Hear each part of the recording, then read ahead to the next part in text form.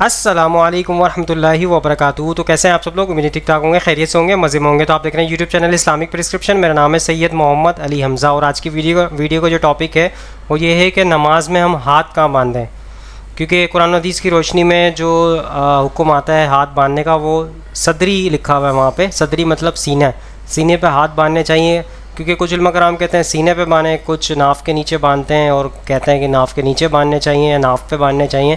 تو اس کی حقیقت کو جاننے کی کوشش کریں گے کہ کیا حقیقت ہے اس کی، اور قرآن و حدیث کی روشنی میں کیا ثابت ہے کدھر باندھنے چاہیے۔ تو چلیے علماء کرام سے جاننے کی کوشش کریں گے۔ سب سے پہلے مدنی چینل کا موقف سنتے ہیں، وہ کیا کہتے ہیں اس حوالے سے۔ کہاں باندھے جائیں گے؟ جو ہمارا دارالفتاء اہل سنت کا جو سلسلہ ہوتا ہے، اس میں جو فقہی احکام ہیں وہ فقہ حنفی کے اصول و قواعد کے مطابق بیان کیے جاتے ہیں۔ تو فقہ حنفی میں نماز میں مردوں کے لیے ہاتھ باندھنے کا طریقہ ہے کہ وہ ناف کے بالکل نیچے، ٹھیک ہے، ناف کا جو دائرہ ختم ہو رہا ہے اس کے نیچے جو پیٹ کا بقیہ حصہ نیچے کی طرف جاتا ہے، تو ناف ختم ہوتے ہی اس کے نیچے ہی ہاتھ باندھنا ہے۔ اور ہاتھ باندھنے کا طریقہ مردوں کے لیے یہ ہے کہ اپنی چھنگلیاں اور انگوٹھا اس سے اپنی اس کلائی کو یوں پکڑنا ہے، گرپ کر لے، اس کو گرپ کر لیں۔ اور یہ جو ہتھیلی کا درمیانی حصہ ہے اس کو ایک گٹا، ٹھیک ہے، اس گٹے کے اوپر رکھنا ہے، صحیح ہے، ہڈی پہ، جوڑ پر، اس طریقے سے اس کو گرپ لینی ہے۔ یہ تین انگلیاں جو ہیں ان تین انگلیوں کو الٹے ہاتھ کی کلائی کے اوپر رکھنا ہے۔ تو یہ انداز ہوگا مردوں کے لیے ہاتھ باندھنے کا، اور اس انداز میں ہاتھ باندھ کر جو ہے وہ ناف کے بالکل نیچے ہی حصے پہ ہاتھ باندھنا ہے۔ اب بعض لوگ پھر یوں ہاتھ پہ ہاتھ رکھ کے نماز پڑھ رہے ہوتے ہیں تو یہ انداز صحیح نہیں ہے، بات تھوڑا سا آگے کر لیتے ہیں، تھوڑا آگے کر لیتے ہیں تو یہ انداز صحیح نہیں ہے۔ تو انداز یہی مردوں کے لیے مسنون ہے کہ ناف کے نیچے ہاتھ باندھنا ہے، اور ہاتھ باندھنے کا طریقہ بھی آپ کو اس طرح میں نے بتایا، تو اس انداز میں پھر یہ ہاتھ باندھنا ہے۔ عورتوں کے لیے ہے کہ وہ اپنے سینے پر اپنے ہاتھوں کو، یعنی الٹے ہاتھ کی پشت پر سیدھے ہاتھ کی ہتھیلی کو وہ رکھ۔ دوستو آپ نے مدنی چینل کا موقف سن لیا۔ انہوں نے کہا کہ جو ہے حناف کے درمیان جو طریقہ ہے وہ ہم آپ کے سامنے رکھ رہے ہیں، اور ناف کے نیچے ہاتھ باندھنے چاہیے، لیکن نبی کریم صلی اللہ علیہ وسلم کا طریقے پہ عمل کرنا چاہیے۔ انہوں نے کہا جیسے نبی کریم صلی اللہ علیہ وسلم نے کہا تھا کہ جیسے مجھے نماز پڑھتے دیکھتے ہو ویسے نماز ادا کرو، تو نبی کریم صلی اللہ علیہ وسلم کی سنت پہ عمل کرنا چاہیے، ان کے طریقے پہ عمل کرنا چاہیے۔ اور یہ حناف کے درمیان موقف بتا رہے ہیں آپ کو، لیکن انہوں نے آپ کے سامنے موقف پیش کر دیا۔ چلیے آگے چلتے ہیں، طارق موسیٰ صاحب کی طرف چلتے ہیں، وہ کیا کہتے ہیں اس حوالے سے۔ نماز میں ہاتھ کہاں باندھیں؟ نماز میں ہاتھ کہاں باندھنا سنت ہے؟ زیر ناف ہاتھ باندھنے چاہیے یا ناف سے اوپر یا بالکل سینے پر؟ نیز یہ بھی بتا دیں کہ کس طرح سے باندھنے چاہیے۔ حسیب صاحب سعودی عرب سے۔ حسیب صاحب اس بارے میں احادیث بہت مختلف ہیں، اس وجہ سے اس میں فقہا کا اچھا خاصا اختلاف ہے۔ ہر فقیر نے ایک حدیث کو اصل بنا کے دوسری میں تعویل کی ہے، اور اس بارے میں جو یہ شدت ہے کہ بس میرا ہی طریقہ جائز ہے، باقی سب قرآن و حدیث کے منکر ہیں، جیسے کہ ہمارے یہاں بعض یوٹیوبرز آپ کو ملیں گے، یہ بالکل ناجائز اور حرام طریقہ ہے، یعنی اس طرح سے امت میں پھوٹ ڈالنا۔ تو اس میں بہت سارے طریقے ہیں، ہر فقیہ کی کوئی نہ کوئی دلیل ہے، ہر مجتہد کے پاس کوئی نہ کوئی دلیل ہے۔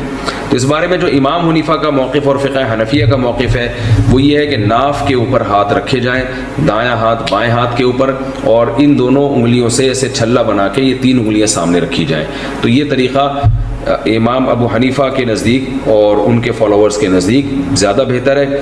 ان کی رائے یہ ہے کہ اس طرح سے تمام حدیثوں پر عمل ہو جاتا ہے، کیونکہ بعض حدیثوں میں آتا ہے کہ آپ صلی اللہ علیہ وسلم نے دایاں ہاتھ بائیں بازو پہ رکھا ہے، بعض روایتوں میں آتا ہے کہ دایاں ہاتھ بائیں ہاتھ پہ رکھا ہے۔ تو اس طرح دایاں ہاتھ کی ہتھیلی کو بائیں ہاتھ کی جب پشت پہ ہم رکھتے ہیں اور انگلیوں کو بازو پہ رکھتے ہیں، تو اس طرح سے دونوں قسم کی حدیثوں میں تطبیق ہو جاتی ہے۔ تو ہر فقیہ کا اپنا ایک سوچنے کا انداز ہوتا ہے۔ تو اس میں یہ جو آج کل طریقہ چل رہا ہے نا کہ اپنی رائے کو دوسروں پہ مسلط کرتے ہیں اور کہتے ہیں بھائی یہی طریقہ ٹھیک ہے باقی غلط ہے، اور ہم ہی قرآن حدیث کو مانتے ہیں باقی نہیں مانتے، یہ بہت غلط طریقہ ہے۔ تو ہر فقیہ نے، امام شافعی کے یہاں دایاں ہاتھ کو اس طرح سے بازو کے اوپر رکھا جائے گا، وہ بھی ٹھیک ہے، انہوں نے اس حدیث کو ترجیح دی جس میں دائیں بازو کے بائیں بازو کا تذکرہ ملتا ہے۔ تو اختلافی مسئلہ ہے، اسی وجہ سے ہم کہتے ہیں کہ اختلافی مسائل میں انسان ایک فقہ کو فالو کرے اور دوسرے پہ رد نہ کرے۔ اور بعض فقہا تو اس طرف گئے ہیں کہ عرف کو دیکھا جائے گا اس میں، کہ عرف میں ادب کیا سمجھا جاتا ہے، تو ہر ایک کی اپنی رائے ہے۔ تو سب تو دوستو آپ نے مفتی طارق موسیٰ صاحب کا موقف سن لیا۔ انہوں نے کہا کہ اس میں اختلاف زیادہ ہے، کیونکہ اس میں ہر حدیث پہ کوئی کسی حدیث پہ عمل کر رہا ہے اور کوئی دوسری حدیث پہ عمل کر رہا ہے، تو سب کے پاس اس میں جو ہے موجود ہیں حدیث کی روشنی ہے، مطلب سب کے پاس اپنے اپنے موقف موجود ہیں. لیکن جو مدنی چینل کا موقف تھا، انہوں نے کہا یہ بھی حناف کے درمیان موقف تھا، لیکن مفتی طارق مرشد صاحب نے بھی حناف کے درمیان موقف پیش کیا. لیکن جو مدنی چینل کا موقف تھا اس میں یہ کہا کہ ناف زیر ناف، مطلب ناف کے نیچے ہاتھ باندھنے. لیکن مفتی طارق مرشد صاحب نے کہا کہ حناف کے درمیان جو موقف ہے ناف کے اوپر ہے. تو اس میں بھی دو مختلف ایک موقف پیش کر دیے. دونوں حناف کو مطلب امام ابو حنیفہ رحمۃ اللہ علیہ کو فالو کرتے ہیں، لیکن اس میں بھی تھوڑا اوپر نیچے کر لیا معاملات کو. چلیں آگے چلتے ہیں ایڈوکیٹ فیض سید صاحب کی طرف، موقف سنتے ہیں ان کا، وہ کیا کہتے ہیں اس حوالے سے. سوچے کچھ لوگ ہوتے ہیں رفع دین منسوخ ہو گیا، ثابت ہی نہیں ہے، آپ صلی اللہ علیہ وسلم نے آخری وقت میں کبھی نہیں کیا، اس طرح سے باتیں کرتے. تو میں ان کو بولتا اچھا رفع دین منسوخ ہو گیا. تکبیر اولا رفع دین ہے، رفع کا معنی اٹھانا، دین مطلب ہاتھ، ید مطلب ایک، دین دو ہاتھ. نہیں یہ ہے. اچھا 3 رکعت وتر جب پڑھتے آپ تب کیا کرتے ایک تیسری رکعت میں؟ ہاں وہ ہے. عیدین کی نماز میں کتنی زیادہ تکبیر دیتے آپ؟ ہاں وہ ہے. تو پھر منسوخ کہاں سے؟ آپ تو ایک کے بعد ایک اب گناتے جا رہے ہیں، یہ ہے یہ ہے یہ ہے یہ. اچھا امام شافعی جو کرتے تھے ہاں وہ ہے. امام مالک جو کرتے تھے ہاں وہ بھی ہے. امام احمد بن حنبل نے جو کہا ہاں ان کو تو 1/4 علم تھا نا دین کا، وہ کیسے؟ ہاں وہ بھی ہے. پھر آپ کیسا بول رہے منسوخ ہے؟ تو اس کو تھوڑا ہاں یار بات تو صحیح ہے، مطلب اس نے کسی کی بات سن لی، وہ خود غیر شعوری طور سے روز ایک بار رفع دین کر رہا ہے ایکسٹرا. اگر تکبیر اولا تو ٹھیک ہے تکبیر اولا، لیکن ایک بار اس میں تو کرتا ہے نا وطر میں، اور عیدین میں تو کرتا ہے 2 بار سال میں. تو اس کو پھر کلک ہوتا ہے ارے یار بات صحیح ہے. ایک صاحب آئے بولے سینے میں ہاتھ باندھ کرنا ثابت نہیں ہے، جو ایسا کرتا گناہ گار ہے جہنم میں، یہ وہ. میں نے کہا ٹھیک ہے اپنی بیوی کو سمجھائیے جا کے. بیوی کیوں سمجھا؟ میں آپ کو سمجھا، اپنی بیوی کو سمجھائیے، وہ ہاتھ سینے باندھتی ہوں گی. ہاں یار بولے سینے باندھ، میں اس کو پہلے سمجھاؤ، میرے کو کیا سمجھا رہے؟ تمہاری بیٹی اور بیوی کو بچاؤ جہنم سے، پھر میرے پاس آؤ بچانے کے لیے. تو وہ خاموش ہو گئے، چلے گئے اٹھ کے. میں نے کہا اپنی بیوی اور بیٹی کو پہلے جہنم سے بچا، پھر میرے پاس آ بھائی. تو بول رہا سینے پہ ہاتھ باندھنا غلط ہے، تو تو نے اب تک کیوں نہیں اپنی بیوی اور بیٹی کو نیچے ہاتھ باندھنے لگا ناف کے نیچے؟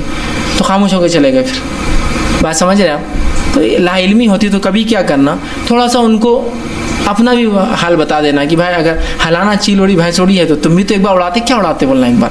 تو آدمی پھر تھوڑا سا وہ ہوتا نہیں بات ہم غلط نہیں، غلط مذاق نہیں اڑانا چاہیے. یہ مذاق کی نہیں، یہ سکھانے کی نیت سے. آپ مذاق کی نیت سے مت بولیے ان کو، اس لیے کہ پھر وہ بھی مذاق اور آپ بھی مذاق، تو اس میں کوئی سنجیدگی نہیں ہوگی. تو آپ سکھانے کی نیت سے رفع دین منسوخ ہو گئے تو بھائی آپ بھی تو فلاں فلاں کرتے، یہ نہیں ہوئے کیا؟ اتنے باقی ہونے کی کیا دلیل ہے اور باقی کے ختم ہونے کی کیا دلیل ہے بتائیے. بولا سینے پہ ہاتھ باندھنا ثابت نہیں ہے تو پھر اپنے بیوی بیٹیوں کو، ساری حنفی عورتوں کو بچائیے بولنا آپ کہ وہ ساری سینے پہ ہاتھ باندھ رہی بولنا، جو کہ امت اسلامیہ کا 50% زیادہ حصہ ہے، عورتیں زیادہ اس امت میں الحمدللہ. تو بولنا وہ سب تو سینے باندھ رہی بولنا، تو ان کے نیچے لا لو، تو پھر انشاءاللہ ہم بھی نیچے کر دیں گے. اس کے بعد سیکنڈ پہلے اپنے گھر سے شروع ہوں گی اصلاح بولنا. تو آپ کی بیوی جب نیچے ہاتھ باندھیں گی، آپ کی بیٹی نیچے باندھیں گی، تو پھر میں بھی ہاتھ نیچے باندھنا شروع کر دوں گا. ٹھیک ہے؟ تو معاملہ اس کو سمجھائیے ایک اچھے نے سے. کبھی کیا ہوتا ہے آدمی کو سمجھ میں نہیں آتا، اس کو خالی مخالفین کے لوگ مذاق اڑانا سکھا دیتے، وہ کرتا ہے. تو بہرحال لیکن ہم کبھی بھی مذاق کی نیت سے نہیں، اصلاح اور سمجھانے کی نیت سے ان کے ساتھ. سو دوستوں ایڈوکیٹ فیض سید صاحب کا موقف سن لیا آپ نے. انہوں نے کہا کہ جو حناف کے درمیان جو موقف ہے وہ عورتوں کے معاملے میں جو ہے وہ سینے پہ باندھتی ہیں ہاتھ. تو اس حوالے سے کیا پہلے ان کو چینج کرنا چاہیے اگر اس طرح کا موقف ہے؟ اگر سینے پہ باندھنا منع ہے قرآن و حدیث کی روشنی میں، یعنی کہ سینے پہ باندھنے کا حکم نہیں ہے، ناف پہ باندھنے کا حکم ہے، تو سب سے پہلے اپنے گھر سے جو ہے عورتوں کو جو ہے ناف کے نیچے باندھنا سکھائیے. تو اس طرح کے معاملات آپ کے سامنے ایڈوکیٹ فیض سید صاحب نے پیش کر دیے ہیں. آگے چلتے ہیں انجینئر محمد علی مرزا صاحب کا موقف سنتے ہیں، وہ کیا کہتے ہیں اس حوالے سے. اچھا اب آپ نے اکثر یہ سنا ہوگا جی یہ ہاتھ باندھنے کی حدیث تو کہیں موجود ہی نہیں ہے پوری کتب ستہ کے اندر. تو یہ بھی سن لیجئے، ہاتھ باندھنے کی حدیث صحیح بخاری میں بھی موجود ہے، صحیح مسلم میں بھی موجود ہے، سنن نسائی کے اندر بھی موجود ہے، سنن نبی داؤد کے اندر بھی موجود ہے، میں اتنی بیان کر سنن ترمذی کے اندر بھی موجود ہے. اور یہ الفاظ ذرا سن لیجئے، صحیح بخاری میں ہے، سہل بن سعد رضی اللہ تعالیٰ عنہ کہتے ہیں، اور یہ شروع کے مسلمانوں میں سے ہیں، کہ ہمیں نبی صلی اللہ علیہ وسلم کے مبارک زمانے میں یہ حکم دیا جاتا تھا کہ ہم اپنا دایاں ہاتھ بائیں زرہ پر رکھیں. کہاں رکھیں؟ بائیں زرہ پر. یہ صحیح بخاری میں موجود ہے، 740 نمبر حدیث. اور امام بخاری نے الموطا امام مالک سے لیا، اور الموطا امام مالک میں بھی یہ حدیث موجود ہے. 2 واسطوں سے امام مالک سے لیا کہ دایاں ہاتھ بائیں زرہ پر رکھیں. اب زرہ عربی زبان میں کہتے ہیں درمیانی، یہ انگلی سے لے کر، ہاتھ کی درمیانی انگلی سے لے کر کونی تک کو، جیسے پرانے زمانے میں جنگوں میں زرہ پہنا کرتے تھے لڑائی کے لیے، یہ زرہ. تو دایاں ہاتھ بائیں زرہ پر رکھنا ہے. اور ابو داؤد نسائی میں کیا الفاظ تھے کہ نبی صلی اللہ علیہ وسلم نے اپنا دایاں ہاتھ بائیں جو ہے وہ ہتھیلی، کلائی اور ساتھ پر رکھا. یہ دونوں ایک دوسرے کو سپورٹ کرتے ہیں. تو آپ صلی اللہ علیہ وسلم یوں ہاتھ رکھتے تھے. اب بعض کہتے ہیں جی وہ رکھنا ہے تو آپ یوں بھی رکھ سکتے ہیں. اس میں بھی آپ دیکھیں وہ ہتھیلی پر بھی آ جاتا ہے اور کلائی پر بھی آ جاتا ہے اور زرہ پر بھی آ جاتا ہے. تو پہلی بات یہ کہ یہ جو باقی زرہ کا جو 80% حصہ ہے یہ کیوں آپ چھوڑتے ہیں؟ کس کی اجازت سے چھوڑتے ہیں؟ ہمارے پاس کیا دلیل ہے کہ الفاظ ہے کہ دایاں ہاتھ بائیں زرہ پر رکھتے تھے. اور عربی زبان میں ہاتھ جو ہے وہ شولڈر سے لے کر کندھے سے لے کر یہاں تک کے لیے بولا جاتا ہے. اب آپ دائیں پورے کے پورے ہاتھ کو اگر بائیں زرہ پہ رکھیں تو زیادہ سے زیادہ ادھر تک ہی جا سکتے ہیں, اس سے آگے نہیں جا سکتے. تو دایاں ہاتھ بائیں زرہ پر رکھتے تھے تو ایسے. لہذا یہ بھی کوئی نہیں ثابت, یہ بھی جو کرتے ہیں یہ بھی ثابت نہیں, اور جو بالکل نیچے باندھ ہیں وہ بھی ثابت نہیں. یہ بالکل درمیان میں سینے کے درمیانی حصے تک ہے, یہ گلے کے قریب بھی درمیانی حصے تک. اور اس کی سپورٹیو ایک حدیث بھی موجود ہے مسند امام احمد میں صحیح سند کے ساتھ 22,017 نمبر کہ سیدنا حلبتائی رحمت رضی اللہ تعالیٰ عنہ کہتے ہیں نبی صلی اللہ علیہ وسلم نے اپنا دایاں ہاتھ بائیں ہاتھ پر رکھا سینے پر. اور سینہ جو ہے وہ شریعت کی ٹرم میں ناف سے لے کر یہ اس ہڈی تک بن جاتا ہے, تو یہ درمیانے حصے پہ ہی سینے کے آ جاتا ہے. تو یہاں بھی نہیں باندھنا, اور اس کی کباط بھی ہے, پھر کندھے سے کندھا بھی صحیح نہیں ملتا جو لوگ اوپر باندھتے ہیں. تو کندھے سے کندھا ملانے کے لیے بالکل یہ کندھا سٹریٹ ہونا چاہیے, تب کندھے سے کندھا اور پاؤں سے پاؤں ملتا ہے. یہ بھی اس میں حکمت ہے. صحیح, بالکل صحیح. ایک حدیث ہے سنن نبی داؤد میں ناف سے نیچے ہاتھ باندھنے کی, لیکن یہ بڑے ظالم ہیں مولوی, بتاتے نہیں کہ امام داؤد نے ساتھ ہی لکھا ہے کہ یہ روایت ضعیف ہے. ساتھ خود لکھا ہے انہوں نے. ہم کہتے ہیں جی اپنیاں نو صحیح کہندے نے, ساڈیاں نو ضعیف. امام داؤد نے خود فرمایا کہ اس میں عبد الرحمن بن اسحاق الکوفی ایک راوی ہے جس کو احمد بن حنبل کہا کرتے تھے کہ یہ ضعیف راوی ہے, ناف سے نیچے والے. تو وہ روایت بھی موجود ہے لیکن اصول محدثین پر وہ ضعیف ہے. صحیح. تو یہ بات یاد رکھیے, یہ ضعیف الاسناد جو احادیث ہیں انہی کی وجہ سے امت میں سارا فتنہ کھڑا ہوا. آپ کو جو عبداللہ بن مسعود والی حدیث تھی رضی اللہ تعالیٰ عنہ, جو عبداللہ بن مبارک کا میں نے قول بیان کیا تھا کہ یہ حدیث ثابت نہیں, اس میں سفیان ثوری مدلس ہے اور وہ ان سے روایت کر رہے ہیں, اور مدلس کی ان والی روایت ضعیف ہوتی ہے. صحیح مسلم کے مقدمے میں یہ پیٹرول لکھا ہوا ہے جب تک سما کی تصریح موجود نہ ہو. تو اب پوری دنیا کے لوگوں کو چاہیے کہ وہ سما کی تصریح تلاش کریں تاکہ یہ مسئلہ حل ہو, لیکن کوئی نہیں موجود. تو اگر کوئی بندہ کہتا ہے میں اس اصول کو نہیں مانتا, تو یہ بات یاد رکھیے پھر اس اصول پر جتنی حدیثیں ہیں وہ ساری صحیح ثابت ہوں گی. تو اب میں آپ کو علمی طور پر لاجیکل ایک پکی والا جواب, الزامی جواب دینے لگا ہوں, جو کہ مسند امام احمد میں حدیث موجود ہے, جو مشکات میں بھی موجود ہے انٹرنیشنل نمبرنگ کے مطابق 4902, مفاخرت اور عصبیت کے بیان والے چیپٹر میں 30 جلد کے اندر آپ صلی اللہ علیہ وسلم کی طرف منسوب حدیث ہے مسند امام احمد میں. اور امام احمد نے اس کو ضعیف بھی کوئی نہیں کہا, صحیح بھی نہیں کہا, ضعیف بھی نہیں کہا. تو یہ کہتے ہیں کتابوں میں تو لکھی ہوئی ہے, تو کتاب میں تو یہ بھی لکھی ہوئی ہے کہ نبی صلی اللہ علیہ وسلم کی طرف منسوب حدیث ہے کہ آپ نے فرمایا جو شخص اپنے جہلی نسب پر فخر کرے اور کہے کہ میں فلاں کی اولاد ہوں اور فخر کرے اس بات کے اوپر, اس کو کہو کہ اپنے باپ کا عضو تناسل کاٹ کے اپنے منہ میں رکھ لے, والعیاذ باللہ. اور یہ بات کنائے سے نہ کرو, ڈائریکٹ کرو, اشارے کنائے میں نہیں, ڈائریکٹ اس کو کہو. اب مجھے بتائیے کہ آپ صلی اللہ علیہ وسلم ایسی بات ارشاد فرما سکتے ہیں؟ نہیں, قطعاً نہیں.